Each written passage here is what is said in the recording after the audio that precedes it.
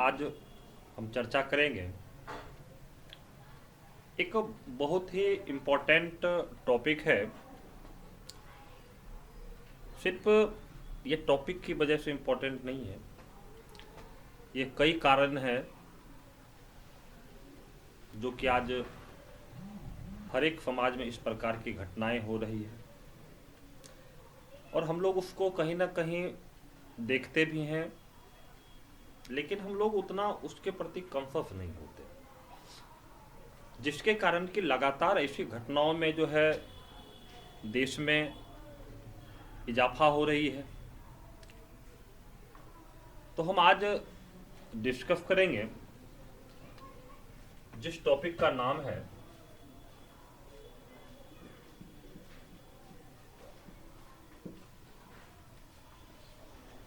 Suicide, जिसको कि हम लोग आत्महत्या के नाम से जानते हैं। अगर सुसाइड की बात की जाए तो आजकल के दौर में ये सुसाइड जो है ये आम हो गई है। आप दिन के किसी भी अखबार को पलट के देखिए, उसमें आपको ऐसे बहुत सारे न्यूज़ मिल जाएंगे जिसमें कि आपको देखने के लिए मिलेगा कि फलाना लोगों ने इस कारण से सुसाइड कर लिया,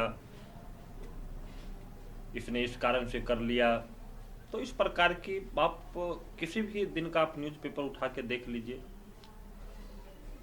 तो ये सुसाइड शब्द जो है ये अपने आप में एक महत्वपूर्ण भूमिका अदा करती है और इस पे समाज को सोचने की जरूरत है कि इसको हम लोग किस प्रकार से इसको रोका जाए, इसके क्या क्या टर्म कंडीशन हो सकते हैं इसको रोकने के लिए। आखिर ये जो सुसाइड लगातार जो बढ़ रही है, इस पे मंथन करने की जरूरत है कि ऐसा क्यों हो रहा है, हमें ऐसा कौन सा कदम उठाना होगा जिससे कि ये समस्याएं जो आने वाली है ये समस्याएं हमारी बंद हो जाए। तो ऐसे विभिन्न बातें हैं जिस पे कि हम लोग चर्चा करेंगे और हम लोग ये भी देखेंगे कि सुसाइड जो है वो कितने प्रकार से किए जाते हैं, उसकी क्या क्या मंशा होती है, ऐसी कौन सी परेशानियां उत्पन्न हो जाती है जिससे कि लोग आत्महत्या या सुसाइड करने पे मजबूर हो जाते हैं। और अगर इस पे अगर हम लोग आज अगर नहीं ध्यान देंगे तो आने वाले समय में ये हमारे लिए एक बहुत ही एक मेजर प्रॉब्लम के रूप में हमारे समाज में ये फैलता जाएगा। तो हम लोग देखेंगे कि देखिए सुसाइड जो होता है वो सिंगल कारण नहीं होता है, सुसाइड के कई कारण होते हैं, जिसमें कि जो पहला कारण है जिसको हम लोग नाम देते हैं यूथेनेसिया। यूथेनेसिया के अंतर्गत क्या होता है, उसके क्या कारण है, ऐसी कौन सी घटनाएं होती है जिसके कारण कि ये यूथेनेसिया क्रिएट होती है, तो इस पे हम लोग चर्चा करेंगे। मान लीजिए कि कोई व्यक्ति है जो कि गंभीर रूप से बीमार है, मीन्स किसी ऐसे रोग से ग्रसित है जिसका कि इलाज उसके लिए पॉसिबल नहीं है। जो व्यक्ति उस बीमारी से ग्रसित है, मान लीजिए कि वो इलाज उसके लिए पॉसिबल नहीं है, और वो दर्द से इतना बेचैन है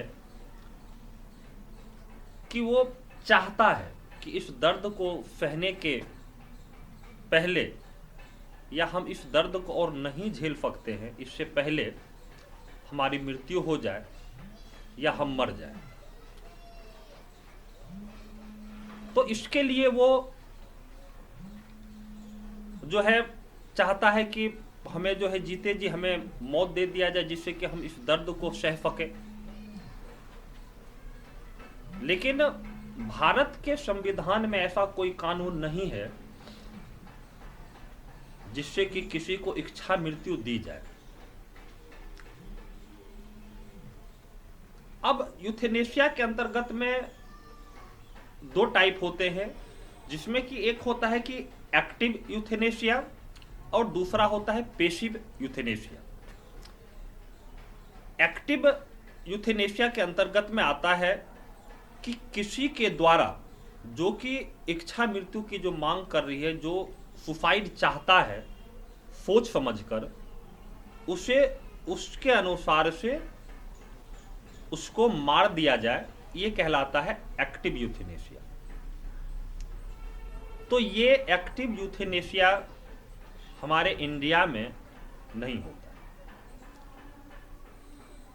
हमारे इंडिया में पैसिव यूथेनेशिया अगर सुप्रीम कोर्ट की इजाजत हो तो संभव हो सकता है।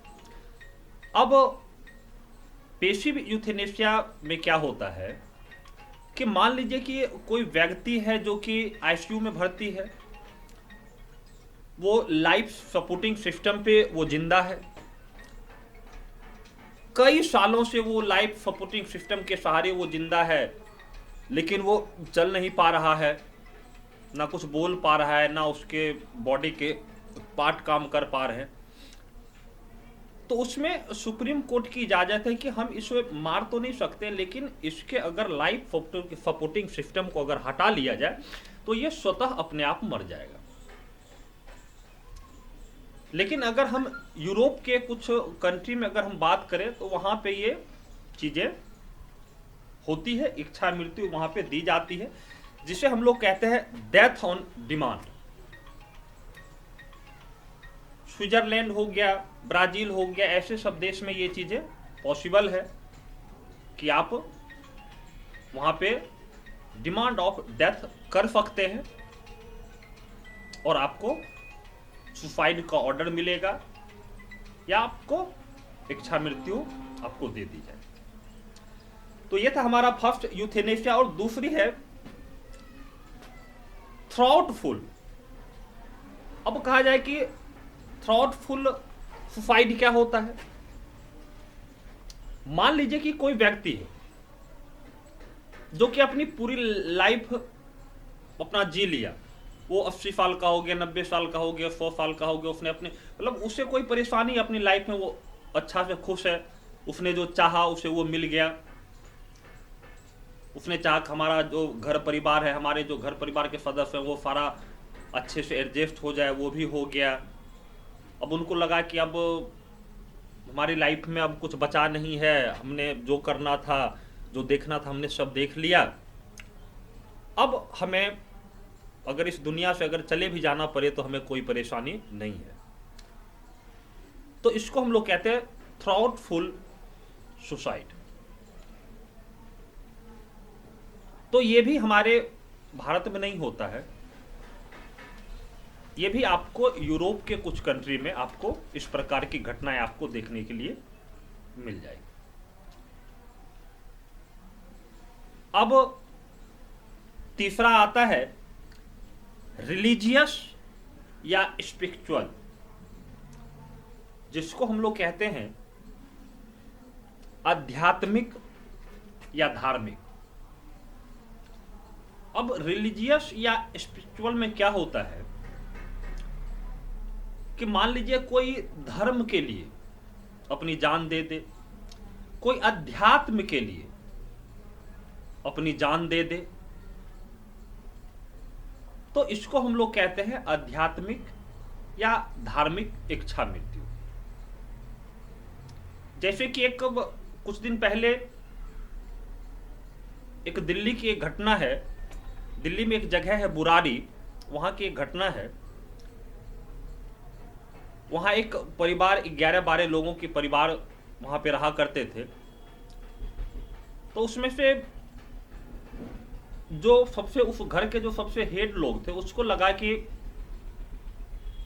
उसके पिताजी की जब डेथ हुई उसको लगा कि वो अपने पिता की आत्मा से वो सीधे बात कर सकते हैं।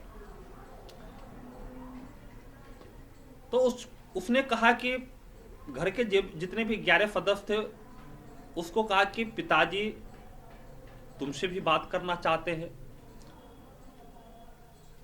तो उसने कहा कि इसके लिए हमें क्या करना पड़ेगा। तो उसने कहा कि इसके लिए कुछ नहीं करना पड़ेगा, बस इसके लिए एक सिंपल उपाय है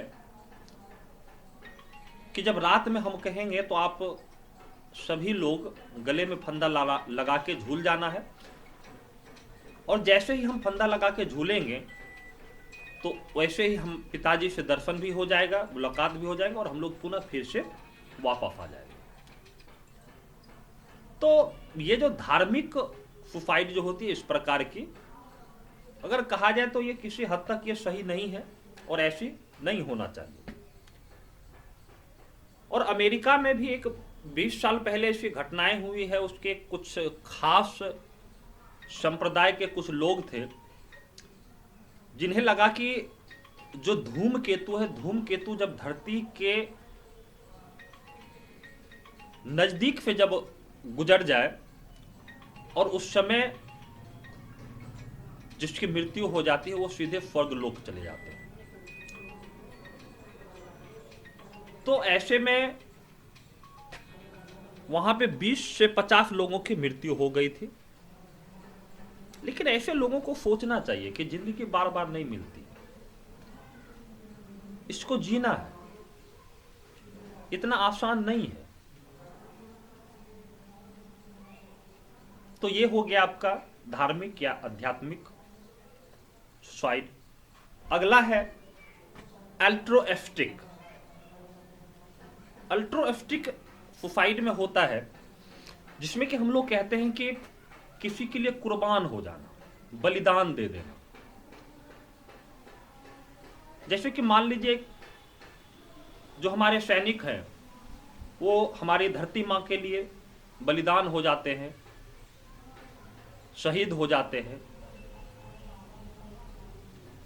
या जो मान लीजिए कि जो हमारे स्वतंत्रता सेनानी, जो हमारे देशभक्त थे, वो चाहते तो आप अच्छे लाइफ को जी सकते थे,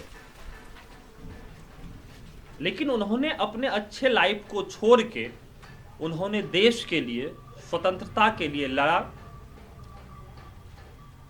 और अपने जानों की आहुति दे दी। अब एक और सुसाइड होता है जिसको हम लोग कहते हैं डिस्ट्रेस। डिस्ट्रेस में क्या होता है कि कोई व्यक्ति लगातार कई सालों से, कई महीनों से किसी काम को करने का प्रयास कर रहा है लगातार,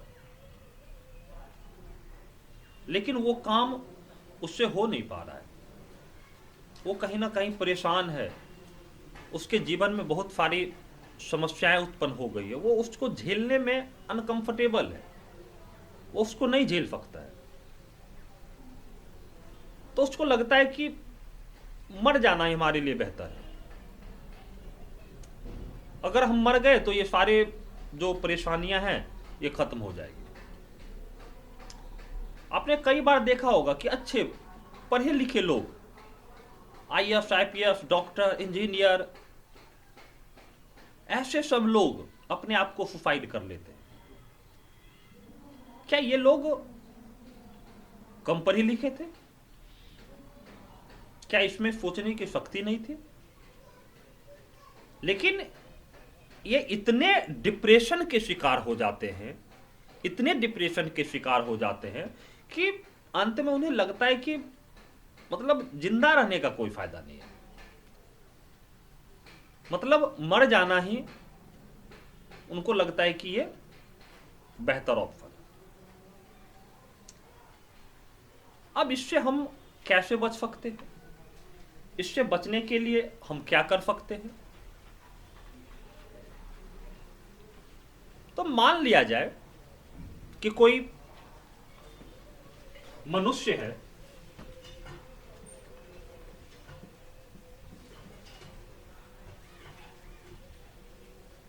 मान लीजिए कोई मनुष्य है, ये विभिन्न प्रकार के बीमारियों से या विभिन्न प्रकार के टेंशन से ये ग्रसित है। मान लीजिए किसी को कानून के द्वारा इतना परेशान किया जा रहा है कि वो आदमी परेशान हो गया, या मान लीजिए कि कोई व्यक्ति कर्ज तले इतना दब गया है कि उसे लगता है कि यार अब कुछ पॉसिबल नहीं। या मान लीजिए कि कोई व्यक्ति कोई एग्जाम दे रहा है और वो लगातार उस परीक्षा में सफल नहीं हो पा रहा है, उसको लगता है कि यार सुसाइड कर लेना इजी सॉल्यूशन। या मान लीजिए कि कोई व्यक्ति हेल्थ के प्रति इतना इग्नोर हो गया, मान लीजिए कि उसको एक ऐसी गंभीर बीमारियां हो गई जिसके कारण कि वो मतलब लगता है कि यार अब जिंदा रहना पॉसिबल नहीं है। तो ये सब जो कारण है, ये हेल्थ, ये एग्जाम, ये लीगल प्रोसेस, कानून प्रोसेस, ये इकोनॉमिक कंडीशन, तो जब मनुष्य में ये सब झेलने की क्षमता खत्म हो जाती है तो उस समय लोग जो है सुसाइड कर लेते हैं। क्या इस चीजों से क्या बचा जा सकता है? क्या इससे बचने के लिए हमारे पास कोई सॉल्यूशन है क्या? तो इस सारे सिस्टम से जो इतने सारे जो परेशानियां जो कि हमें सुसाइड की ओर ले जाते हैं, सुसाइड करने पे हम मजबूर हो जाते हैं, इस सब से बचने के लिए हमारे पास जो ऑप्शन है उसको हम लोग कहते हैं डिफेंस मैकेनिज्म। इसको हम लोग कहते हैं डिफेंस मैकेनिज्म। अगर हमारे अंदर डिफेंस मैकेनिज्म है, अगर इस सब से लड़ने की क्षमता अगर हमारे अंदर है,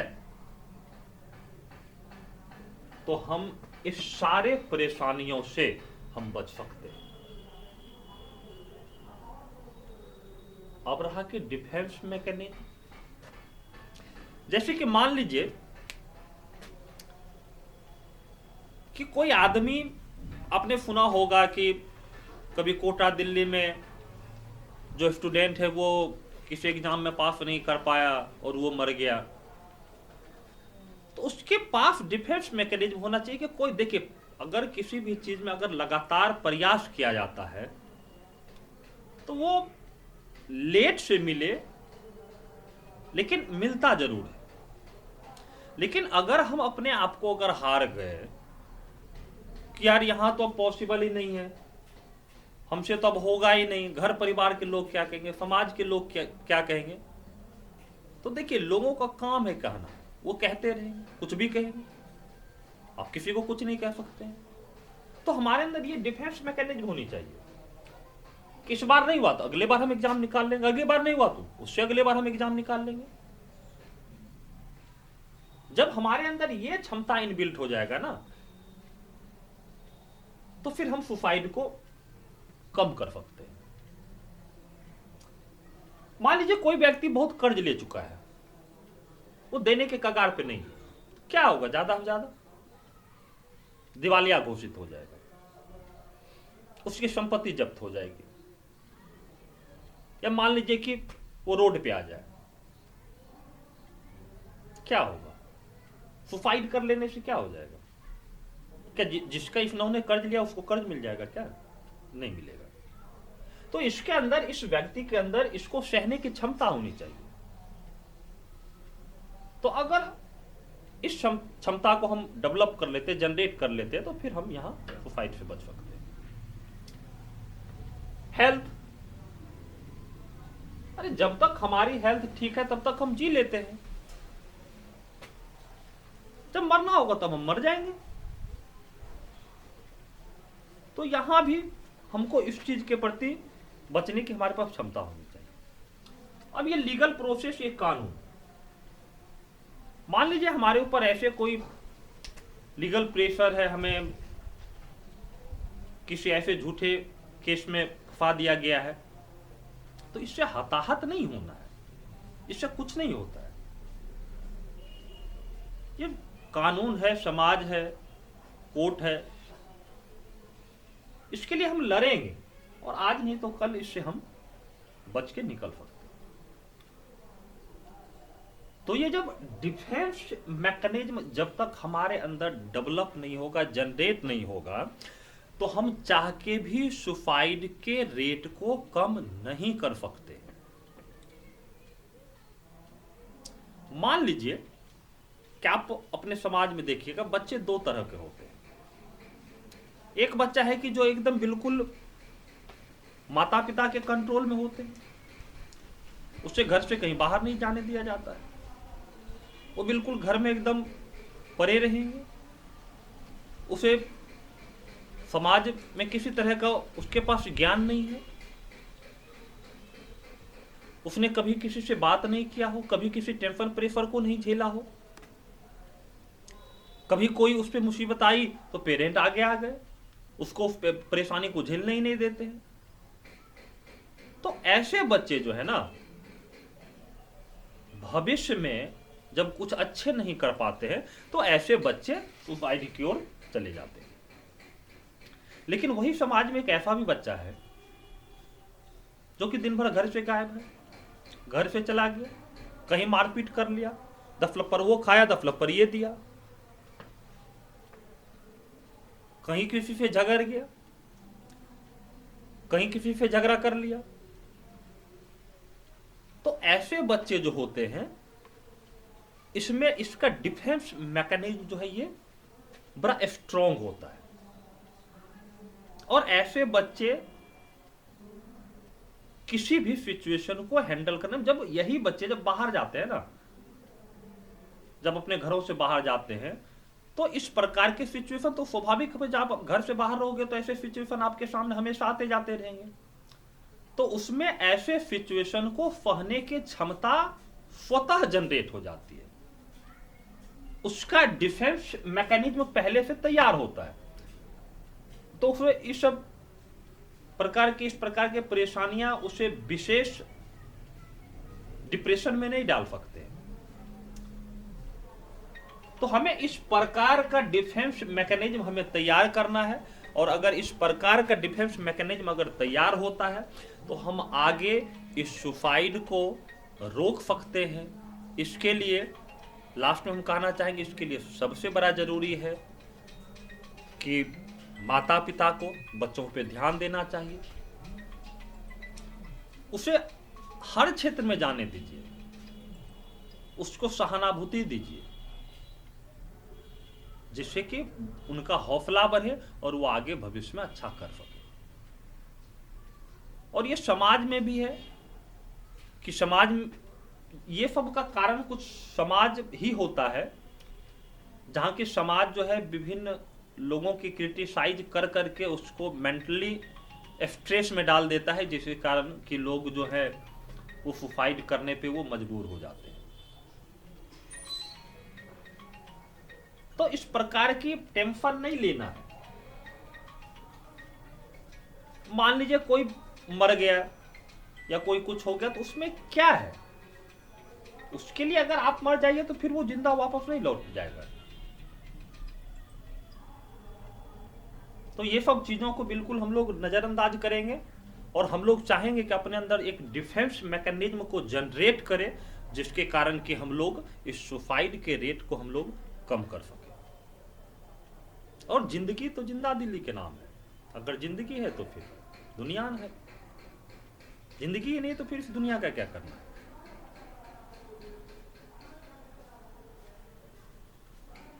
तो आज के बाद से हम लोग इस चीज को जनरेट करने की क्षमता अपने अंदर डेवलप करेंगे, और हम सिर्फ हम और आप ही नहीं, हमारे आसपास रहने वाले बच्चे, पेरेंट, सबको समझाइए कि सुसाइड करने से कुछ नहीं होने वाला है, इससे कुछ ना बनने वाला है ना कुछ बिगड़ने वाला है। और कई लोग ऐसे ऐसे बेफिजूल के टेंशन में आ जाते हैं, बेफिजूल के टेंशन में, जैसे मतलब कि जिसका कि कोई मतलब नहीं बनता है। तो ये सब चीजों को हम लोग दूर करेंगे। अगर आपको ये वीडियो अच्छा लगे तो हमारे चैनल को सब्सक्राइब करें, लाइक करें और शेयर करें। इसी के साथ जय हिंद, जय भारत।